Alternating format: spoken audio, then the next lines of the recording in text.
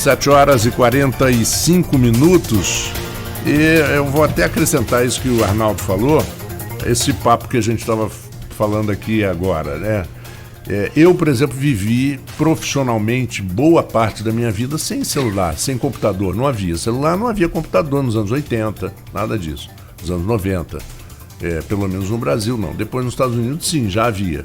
Mas, e hoje tem gente que não consegue conceber a vida sem um aparelho de celular, né? Apesar de toda a invasão de privacidade que ele permite, que o celular permite.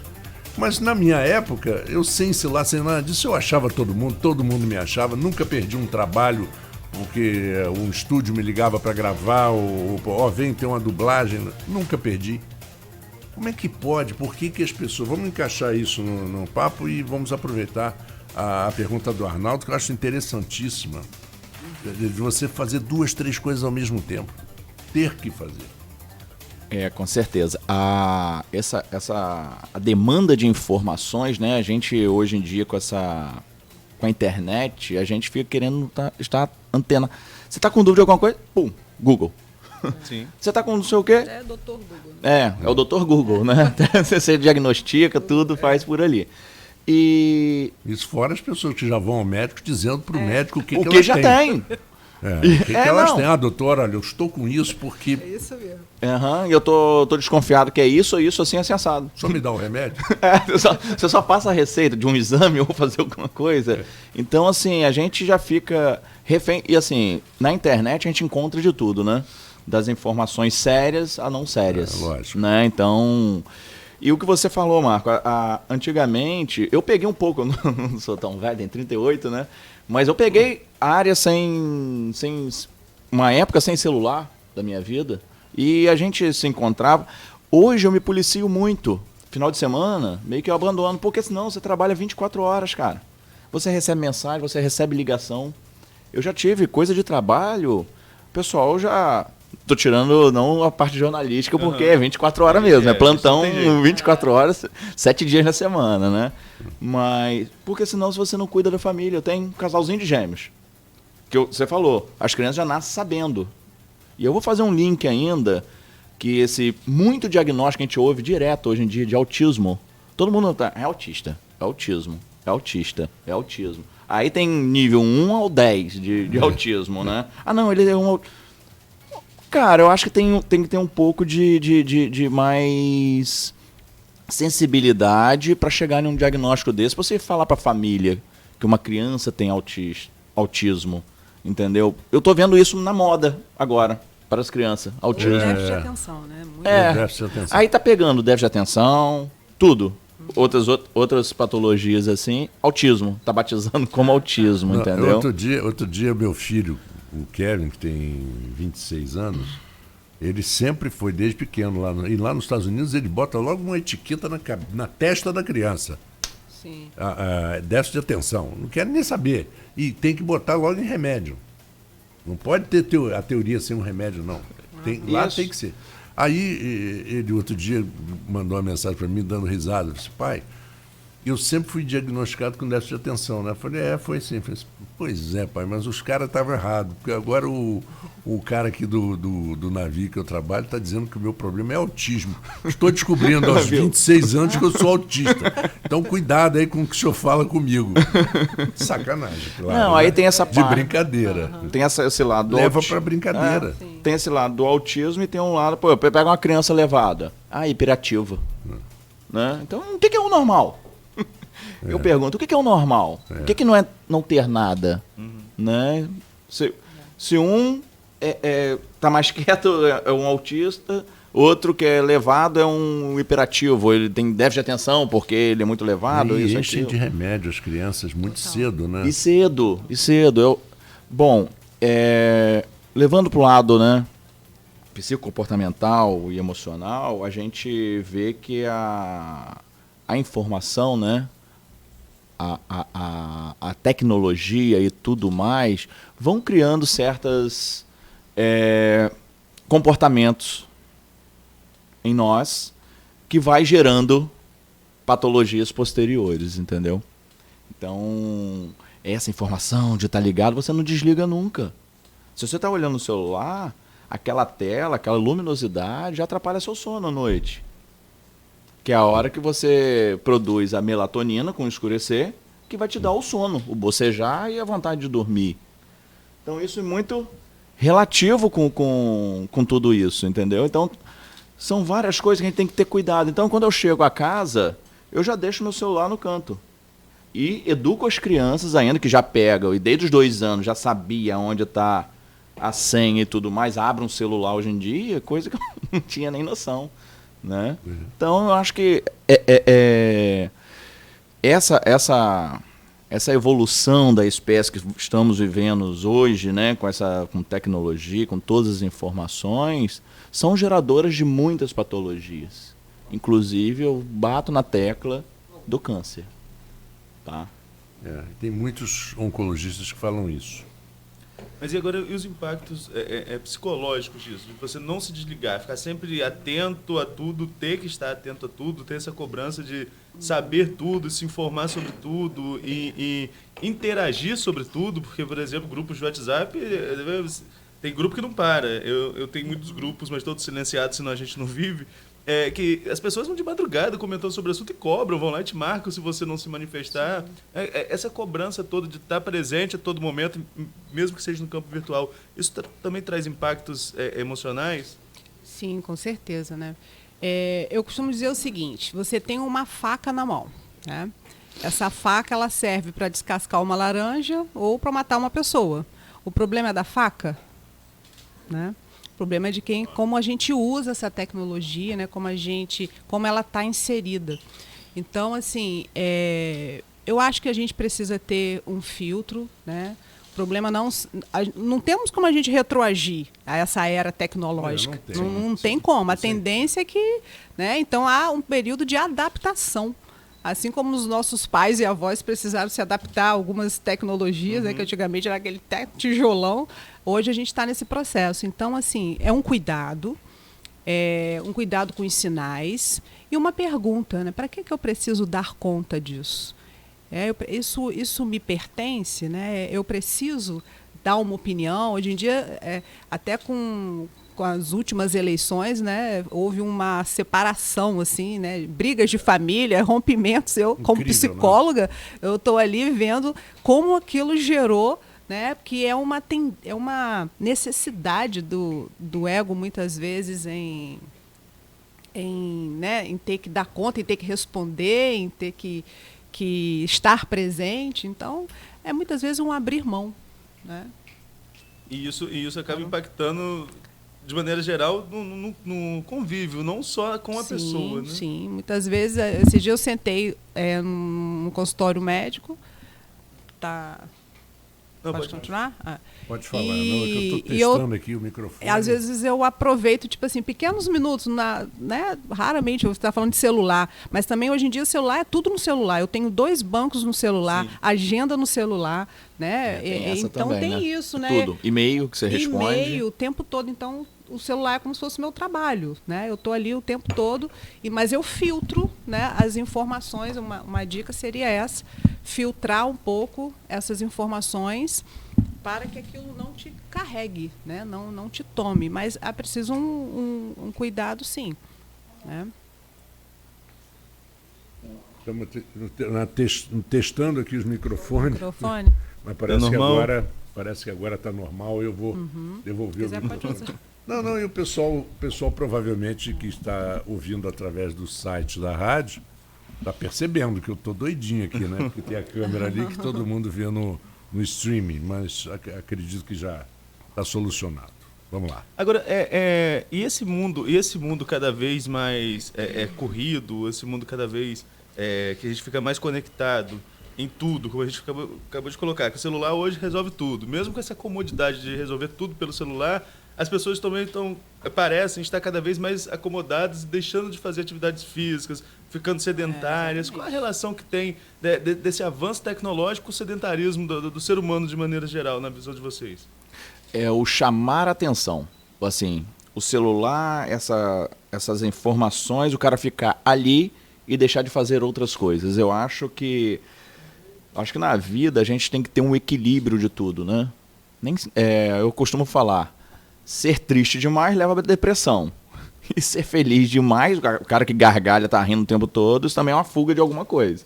Né? Então, tudo na vida é um equilíbrio. É você saber um pouco frear para você parar para fazer a sua caminhada, para você ir para uma academia, fazer uma atividade física. Né? Cuidar um pouco da saúde. Que eu costumo dizer o seguinte, se você não cuidar da saúde, uma hora ela vai te mostrar que você vai ter que parar para cuidar. Ou seja, pelo lado médico, cirúrgico, dentre outros medicamentosos e tudo mais. Então, assim, se você não parar, a saúde te para. O seu corpo vai parar. Porque uma hora ele dá defeito. Eu estava vendo algumas reportagens. Opa, alguma coisa aqui tá. Eu estava vendo algumas reportagens. Historicamente, alguns suicidas, que eram pessoas extremamente alegres e divertidas e risonhas. Um exemplo, o Robin Williams, por exemplo, aquele humorista, que era um cara que ele não conseguia chegar em nenhum lugar que não fizesse todo mundo morrer de rir e mexer com todo mundo. Ele agora está ótimo aqui o microfone, hein? Agora está bom. Até eu estou surpreso com a minha voz. Até eu. Não sabia que eu estava com essa voz. Obrigado, Cláudio.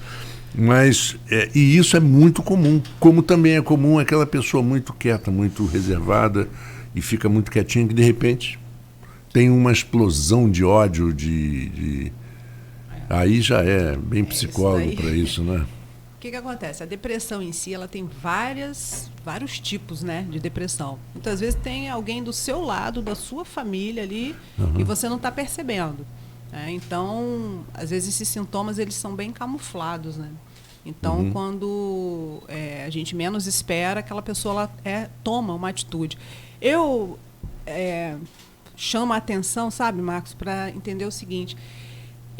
Como eu falei inicialmente, o nosso mundo mental ele é um universo, né? Então, assim, tem forças atuando o tempo inteiro. Então, nós estamos o tempo todo lidando com impulsos, desde os mais divinos, sublimes, aos mais profanos, que é a nossa sombra, né? Então, a nossa sombra é toda aquela parte, aquela herança, né, do inconsciente coletivo, né, que está a nossa agressividade, o nosso impulso de morte, os medos, né, a parte mais feia, digamos assim. Se você não se observa, né, eu puxo um pouco para o meu lado, eu diria que as pessoas não deveriam procurar um trabalho terapêutico para tratar do sintoma. Deveria procurá-lo, assim como a saúde física, né? A nossa proposta, inclusive, é essa, de cuidar da saúde, né? de promover essa saúde. Hoje tem uma linha mais contemporânea da psicologia, que é a psicologia positiva, né? Que são os estudos lá de Harvard, que fala que a felicidade ela pode ser produzida, a gratidão ela pode ser estimulada. Então, a psicologia, na própria evolução, ela está saindo de uma psicologia clínica, de um olhar apenas para o sintoma, para a doença, para uma psicologia mais produtiva, né? Então, a importância de a gente promover espaços, né? Flávio, hoje a gente estava vindo para cá, falou assim, Márcio, eu acordei cedo, fui lá um pouquinho para a minha varanda, né? Fiquei lá meditando um pouquinho, abrir esses espaços para se auto-observar. Porque quando você não faz isso, a chance de você ser tomado por um impulso de sombra, né, é muito grande. E o suicídio muitas vezes começa assim. Começa de uma forma bem sutil, né, com pequenos pensamentos de morte, e até que a pessoa tome a decisão em si, né, de cometer o ato. Mas eu costumo dizer também que pensamento, né, eles nos visitam, né? Seria muito bom se nós tivéssemos controle daquilo que a gente pensa. Agora eu vou parar para conversar com o Marcos, agora eu vou parar para conversar com o Flávio, né? Vou falar com meu filho, vou projetar a minha semana, organizar, mas raramente a gente faz isso. Geralmente nós somos tomados por pensamentos. Tem certas coisas que você não tem poder, né? Sobre, por exemplo, dizer, eu gosto muito dessa pessoa, mas essa pessoa não serve para mim, então eu vou esquecer dela e vou me apaixonar por outra pessoa. Isso não existe. Não. Você não tem esse poder, né? Você não pode mexer com o livre-arbítrio também das outras pessoas. Por isso aí tem até a ver com o pessoal fala química, né? A química que é uma pessoa, às vezes a gente vai aprofundar, até né? A química já está entrando.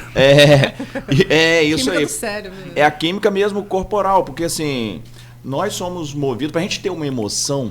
Hoje eu vou até invadir um pouquinho, porque invadir um pouquinho. Eu sou fã dessa moça aqui, tá? E eu tenho um certo conhecimento também que a gente, né, que eu tenho uma formação chamada reequilíbrio sômato-emocional. Sim. Né, que é comportamental, baseado na neurociência, né, e eu posso ter um pouco do conhecimento da emoção. Para hoje sentirmos uma emoção, para sentirmos não, para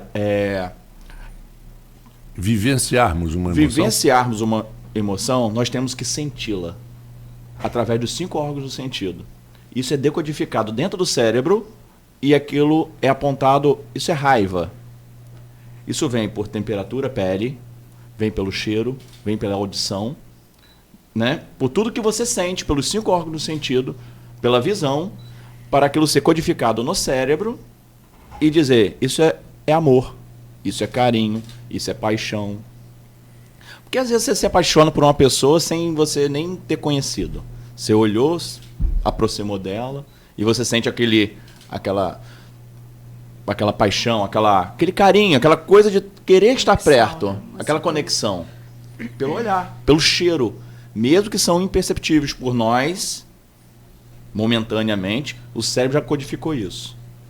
São milhões de informação que você recebe. Tudo aqui nessa sala, por exemplo, o nosso cérebro já captou. Formato de parede, cores, temperatura, todas as formas geométricas, tudo. A gente talvez não tenha consciência de. Temos consciência de pouca coisa, né? São 1 milhão de informação para você ter consciência de 2.000. Isso é até já mensurado. E no dia a dia nosso, é você aumentar essas 2.000 de consciência. Porque tudo fica no subconsciente. Porque às vezes também, a Márcia pode falar de sonhos depois. Isso vem, às vezes você está com algum problema e você sonha com um problema. Até mesmo com a resolução, de bater de frente com aquela pessoa, com aquela situação e resolver. Isso é tudo codificado, fica no nosso subconsciente e isso vem à tona, né? E mais tem uma especialização em, né, um conhecimento em sonhos também, decodificação de sonho. Né? Então, o pessoal que decodificava sonho, eu conheço muito a turma do Jogo do Bicho. A turma do Jogo do Bicho. Você estava rica, milionária. Não, mas a turma do Jogo do Bicho tem explicação para todos os seus sonhos. É muito engraçado. É muito engraçado. Pô, sonhei com a cobra, vou jogar na cobra. Não é com a cobra. Você tem que jogar, porque isso não significa. Isso é sensacional. No gavião que come a cobra. É sensacional. Sensacional. Arnaldo. Esse negócio de sonho com o jogo do bicho, eu só lembro que eu sei que facada é porco, agora porque eu não sei, mas porque minha avó jogava, enfim, né? Pessoal mais antigo e tinha essas codificações. Então vamos mudar um pouquinho o assunto, depois a gente pode até voltar para isso. Eu quero conjugar especialidades dos dois com relação, por exemplo, a uma exigência da sociedade de forma geral, e isso se torna uma pressão psicológica do corpo perfeito. E isso leva a uma correria e até mesmo um desgaste físico para tentar chegar ao corpo perfeito, e isso pode causar frustração de alguma forma, e bate de novo na questão emocional. Como trabalhar o físico e o emocional para ter o retorno e também para saber que cada corpo tem o seu tempo. E o lado, às vezes, patológico disso aí, tá, Arnaldo? Porque a gente vai bater nisso aí na anorexia. Vou falar opostos, né? Anorexia e vigorexia. Anorexia é aquela pessoa que você olha no espelho e está sempre se achando gorda. E quem olha de fora, ela tá um palito. Distorção corporal. E a vigorexia é aquele que se olha no espelho, se acha que está sempre magro. E aí vai no suplemento, anabolizante, sei lá, para se tornar forte. O cara tá um monstro de grande. Ele olha no espelho e acha que está churriado. Então tem essa controvérsia também, né, que vira até patológica, aquela que quer ser, né, mista, um corpo perfeito, e adquire a anorexia. No meio disso aí tem a bulimia. Aliás, é importante explicar a diferença de bulimia e anorexia. Muita gente confunde. Muita gente confunde. A bulimia é aquela situação que a pessoa come e acha que vai engordar. E ela se provoca o vômito para eliminar aquela coisa que possa engordar ou deixá-la fora de forma. Eu só peguei um parênteses pra gente... Você pode... Eu ia até falar um pouco antes, até a questão das redes sociais também, né? Que é uma vitrine de felicidade. Sim. A grande maioria, né? Ontem até um paciente meu, eu até falei com ele, você tem Instagram? Porque eu tenho uma página no Instagram. Não, porque me dá depressão. Eu falei, muito bem. Pelo menos ele se percebe, porque ele está mal e ele vê as pessoas, né, muito bem e aquilo gera... Impressionante. Todo mundo é vitorioso, né? Exato. E bonito, né? No Instagram e Facebook todo mundo Os casais são né, um amor louco, as crianças, né? Enfim. Também remete àquela falta de observação, né, de quem eu sou, da minha essência, né, uma certa tendência assim, eu ser um pouco levado pelas demandas de fora. Então existe hoje em dia uma mulher bonita, uma mulher magra. Essa é a ideia vendida, né? Enfim.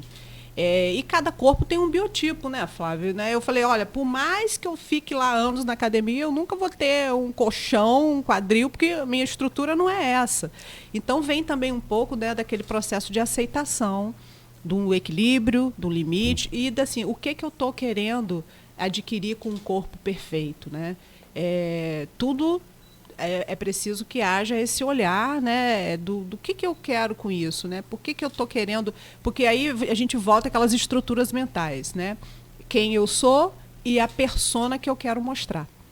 A persona é aquele modelo. Você vai numa igreja, você não vai de roupa de banho, você vai com uma roupa. Você vai para uma praia, você não vai com terno. Então, nós estamos o tempo todo visitando essas personas.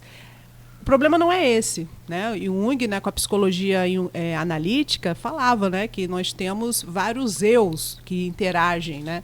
O problema não são os eus, o problema é quando você se identifica com um só. Né? Aí gera uma série de transtornos. Então, você imagina uma pessoa que ela valoriza excessivamente uma identidade visual, né? Se ela sofre um acidente, se ela perde um braço, se ela perde uma parte, ela perde a própria identidade. O problema nós temos uma tendência muito grande a associar o senso do eu, quem eu sou, àquilo que eu exteriorizo lá fora. Né? Inclusive, conversando com um grande amigo meu, o Dr. Tiago Rocha, que é cirurgião plástico, ele fala que ele já viu vários casos de várias pessoas que fizeram uma cirurgia. A cirurgia até foi bem feita, mas mudou o rosto. Porque Sim. dependendo da situação, muda. E a pessoa perde a personalidade. Ela tem uma crise de personalidade. Um caso exemplar disso, não sei se vocês lembram de um filme chamado Dirty Dancing, que era o Patrick Swayze e a Jennifer Grey. Era um caso. Na época estavam estourados, ele cantando e dançando como bailarina e cantor, e ela como uma bailarina espetacular e atriz de sucesso, assim, de pós-adolescência. Né? Aquela atriz de 18, 17 anos, fazia filme de 16 e tal. Ela tinha um narizinho assim, um pouquinho compridinho, adunco, e ela fez a cirurgia e mudou o nariz. Ficou linda, só que ninguém reconhecia ela como a Jennifer Grey. Mudou o rosto. Perdeu a identidade dela. Perdeu a identidade. Então, por exemplo, não fez mais filme, não a chamavam mais para aqueles filmes jovens, nada. Então ela entrou num processo depressivo terrível por causa de uma cirurgia de nariz e foi normal, porque imagina essas que incham a cara, Sim. que fica na boca tudo igual, parece que é o mesmo cirurgião que faz, né? Sim. Né? E as demandas que surgem, né, Marcos? Assim, hoje em dia é bonito boca grande, né? Então, a boca grande. Cílios maiores, né? Então, ao longo do tempo... E o perfil da mulher que você vê ou é magra, elegante, aquele estilo longilínea, ou é aquela bombada, né? Né? Bunda grande, pernão, barriguinha toda musculosa. A perna parece a perna do Zico quando estava no auge da carreira do Roberto Carlos, lateral esquerdo. Então é impressionante, né?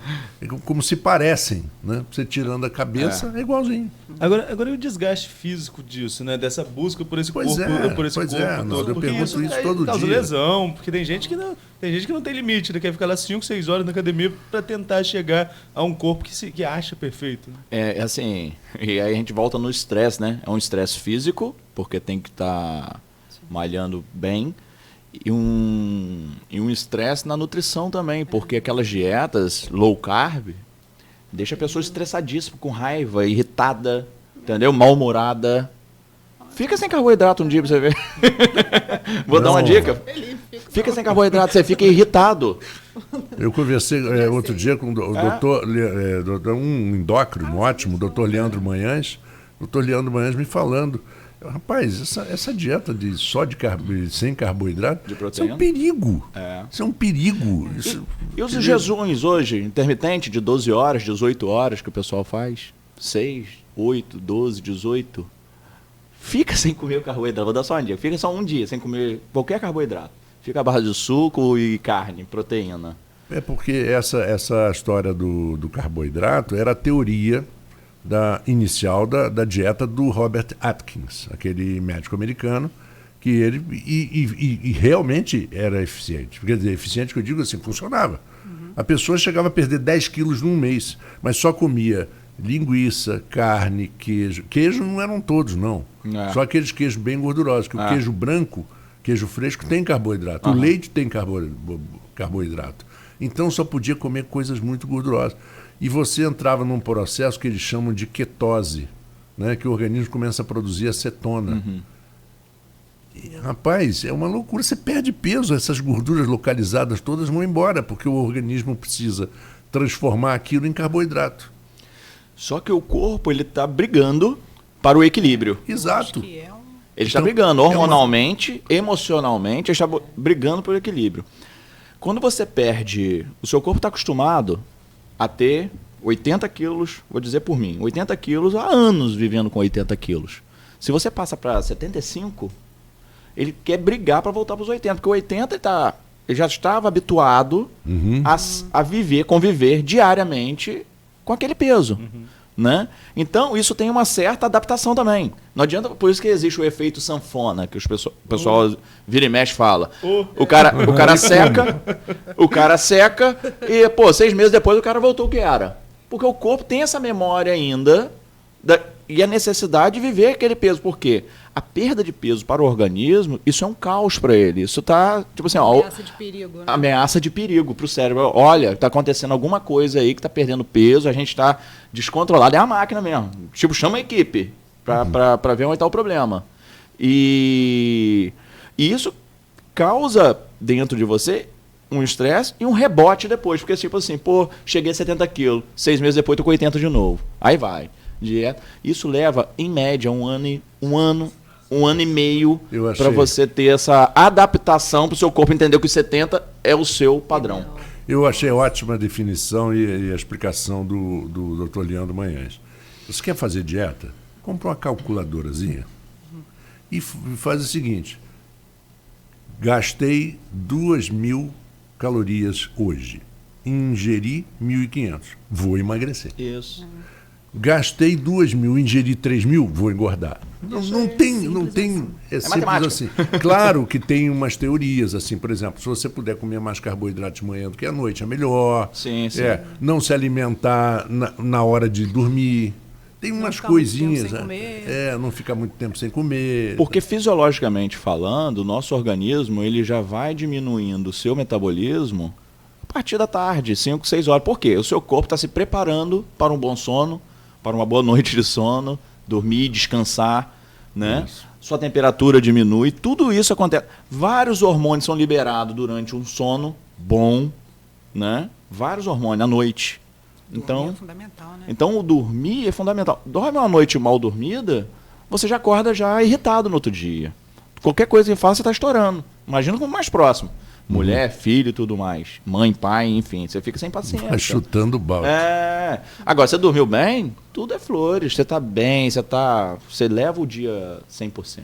Faremos um pequeno... Pode Não, jogar pra ele. comentar que na redação da Folha ontem, quando eu falei que a pauta era estresse, o pessoal falou que era uma pessoa bem indicada para estar aqui, embora não pareça, era eu mesmo, porque quando vai chegando o horário do fechamento, a situação vai complicando, né? Já vai afunilando para o fechamento do jornal, a situação é complicada. Antes do intervalo, Marco, e fugindo um pouquinho do assunto, a gente esqueceu de falar no primeiro bloco, e a gente trouxe essa informação em primeira mão ontem, o governador Wilson Witzel hoje vai estar aqui no Noroeste Fluminense, hoje e amanhã ele dorme em Itaperuna, com a agenda extensa, então, além daqueles assuntos que a gente falou lá no começo, a prisão do garotinho, as contas do Rafael, tem uma outra pauta importante no setor político, que é a visita do governador aqui na região, e ganha peso depois daquela confusão de ontem, aquele vídeo do presidente Jair Bolsonaro, de madrugada também, 3 horas da manhã lá, aos berros contra a TV Globo e contra o Witzel, dizendo que o Witzel tinha culpa no vazamento da informação para a Globo. Então ganha ainda mais um peso a visita do governador aqui a Bom Jesus e Itaperuna hoje, e amanhã mais 3 municípios do Noroeste Fluminense. Então tá, vamos a um pequeno intervalo e voltamos já com Folha no Ar, aí o nosso último segmento da entrevista, daqui a pouquinho. Ei, psiu.